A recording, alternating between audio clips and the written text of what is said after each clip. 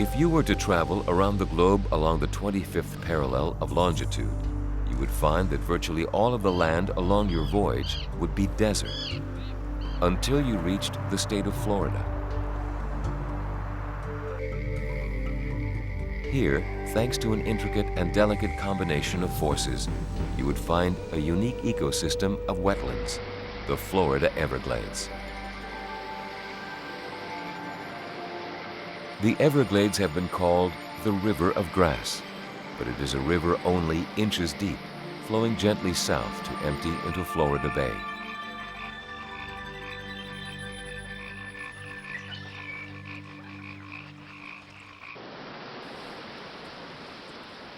Once, they covered 7 million acres of southern Florida. Today, only half that area remains, and the Everglades have become one of our country's biggest battlegrounds in the ongoing wars over water and land between conservation and commercial interests.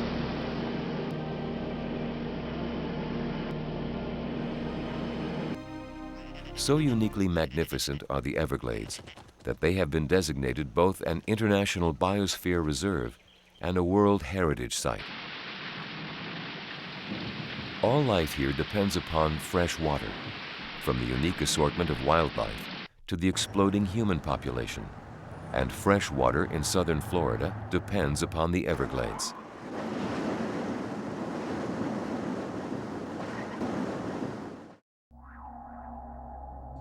The glades are an essential part of the process, which allows clouds to develop and rain to fall. They soak up water like a giant sponge. Without the Everglades, the vast megalopolis of Miami could become a wind-blown ghost town. Today, we stand at a crossroads. The weather in the Everglades, once a natural phenomenon, now depends on decisions made by man. Over the past century, more than half of this wetland prairie has been diked and drained.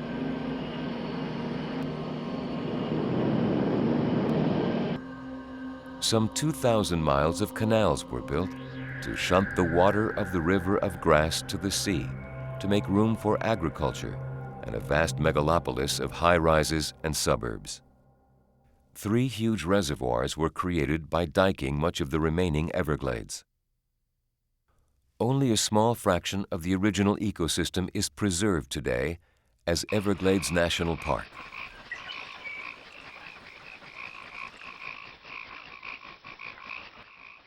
By the 1970s, the true cost of manipulating the Everglades was starting to become known. Today, what remains of the Everglades is on life support. Its waters are polluted.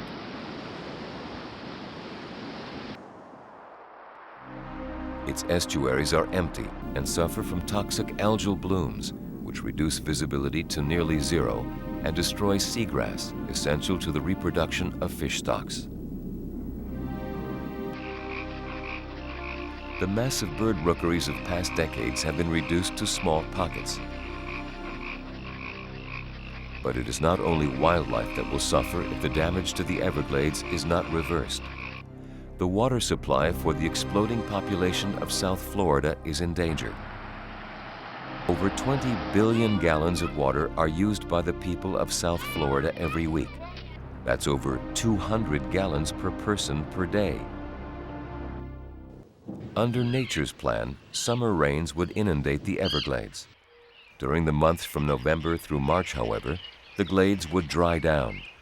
Water would then concentrate, allowing birds such as the wood stork, the snail kite, and the roseate spoonbill to find their food sources. These cycles of flood and drought are critical to the breeding success of the animals which live here.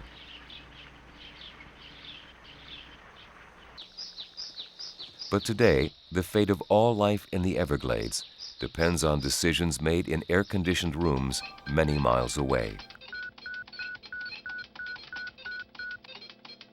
For some species, these decisions have been catastrophic. In the past 50 years, the numbers of wood storks have declined from 10,000 to fewer than 200. Sadly, other species of wading birds may follow the decline of the wood storks, a tragic loss and an indicator that something is seriously wrong with the way South Florida has managed its water resources. Once, more than 2 million wading birds made their home in the Everglades. Today, less than 10% remain. Because of disruptions in the Everglades ecosystem, alligators have abandoned their traditional habitat. Deep water is also essential for alligators to perform their mating rituals.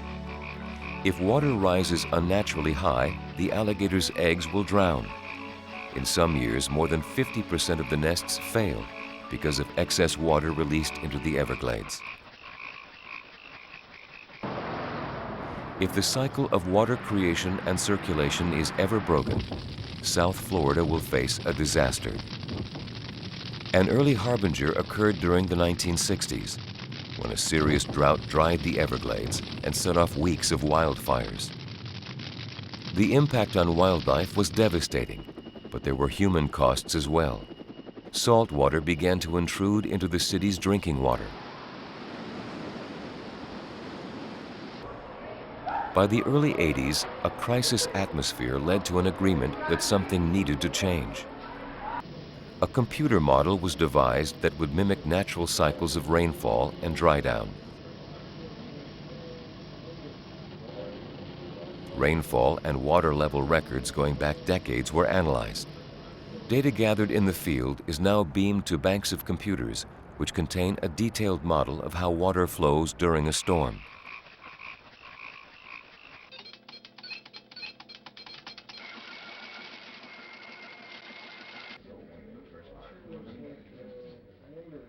These decisions are relayed by radio to pump stations. When the computer says rain in the north, sluices are opened and water floods south into the Everglades, attempting to recreate the natural system using the same tools that almost destroyed it. During the 90s, a grueling political battle was waged that would determine whether or not the Everglades would survive. Recognizing the critical threats to this essential wetland, scientists, environmentalists, politicians, and business interests came together to craft the $7.8 billion Everglades Restoration Plan. But passage of the legislation did not end the struggle to save the Everglades. It was only a good step forward. Commercial interests are now battling to use the funding to enable even greater construction and urban sprawl, and even to further subsidize sugarcane planters. The Everglades and its wildlife still hang in the balance.